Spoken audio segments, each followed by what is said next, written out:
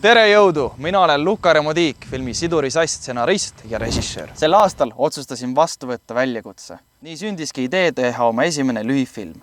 Olen filmindust õppinud juba aastaid, kuid nüüd otsustasin oma teadmised praktiseerida. Tšau, mina olen Brandon ja mina olengi see sass, kellest te seda filmi tegema hakkate. Mina olen Ameli ja mina kehastan meie filmis Miiat. Siduri sass on noorte suhtekomöödia, kus kohtuvad armastus, emotsioonid ja üks väga oluline auto. Ühtäkki ilmub mu ellu üks tüdruk, kes keerab mu elu pea peale ning ma hakkan kogema uusi emotsioone, mida ma ei ole varem kogenud. Kogutud toetused lähevad filmi tootmisse, transporti, tehnikarenti, kostüümidesse ja isegi autosse, mis mängib väga suurt rolli meie loo jutustamises.